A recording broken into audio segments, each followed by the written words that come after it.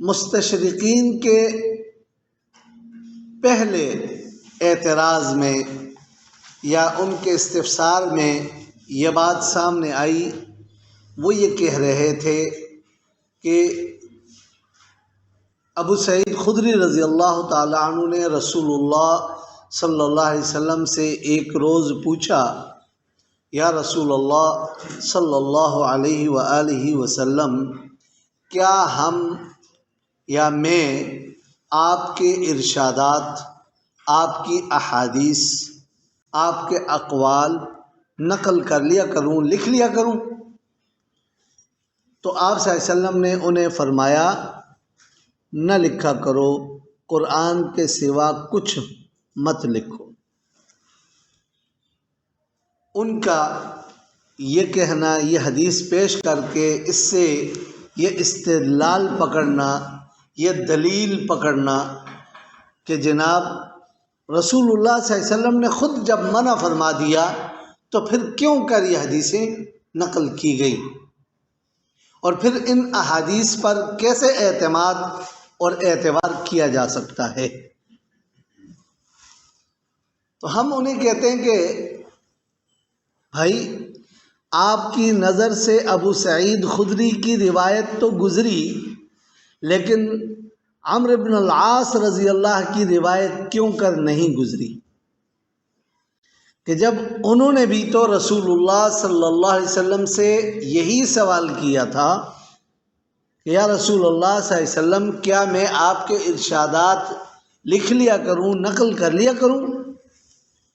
اور آپ صلی اللہ تعالی علیہ وآلہ وسلم نے حضرت عبداللہ ابن عمرو بن العاص رضی اللہ کو جواب میں فرمایا، جی ہاں، لکھ لیا کرو کہ میری زبان سے حق کے سوا کچھ نہیں نکلتا۔ اب سمجھنے کی بات یہ کہ آپ یہ کیوں کہہ رہے ہیں کہ رسول اللہ نے منع کیا، تو پھر حدیثیں کیوں کر نقل ہوئیں اور ان کا کیسے اعتماد کیا جا سکتا؟ آپ کی نظر سے یہ حدیث کیوں کر نہیں گزری، اور اگر گزری تو آپ نے یہ کیوں نہیں ظاہر میں لائی، اور کیوں آپ نے وہ بات کہی؟ اس کا مطلب یہ ہے کہ آپ کا اس سوال کے اٹھانے کے پیچھے کوئی مقصد ہے، اور وہ مقصد ظاہر ہے کہ یہی ہو سکتا ہے کہ آپ کو حدیث سے تکلیف ہے، رسول اللہ صلی اللہ علیہ وسلم کی احادیث سے آپ کو کوئی مسئلہ ہے، کوئی پرابلم ہے، آپ کو رسول اللہ صلی اللہ علیہ وسلم کی سنت اور سیرت اور آپ کی احادیث بھلی نہیں لگ رہی، یا یہ کہ آپ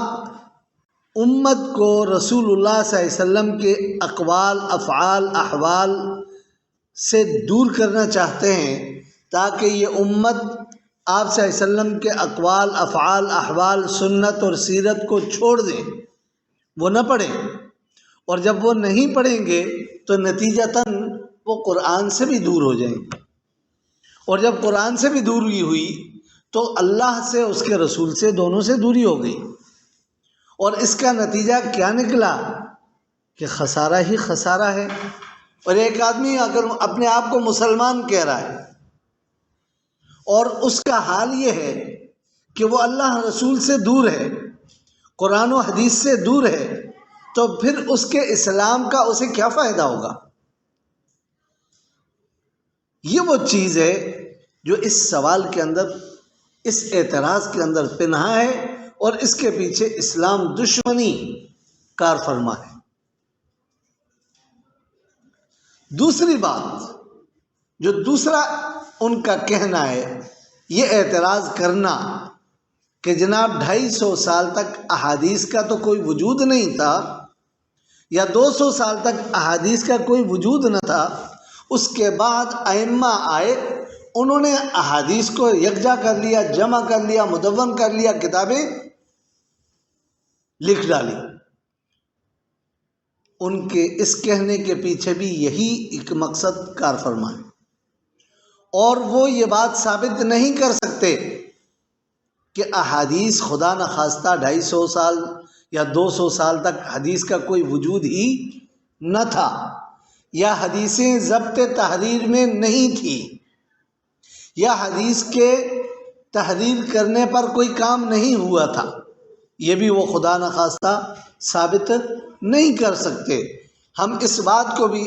بحمد اللہ ثابت کر سکتے ہیں کہ رسول اللہ صلی اللہ علیہ وسلم کے زمانے سے، آپ کی حیات سے لے کر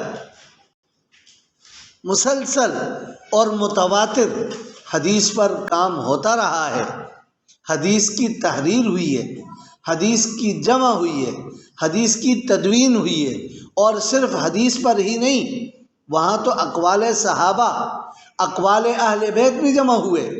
اور اسی پر نہیں بلکہ ہم یہ بھی بتائیں گے کہ جناب علم اسماء الرجال وجود میں آیا، اور ہم یہ بھی بتائیں گے کہ جناب کبار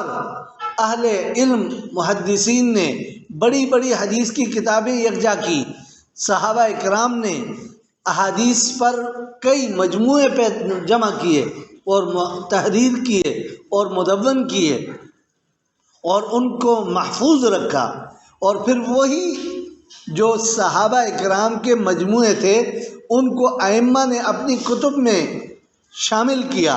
اور وہی آگے کنٹینیو چلتا رہا سلسلہ۔ علم اسماء الرجال وجود میں آیا، حدیث کی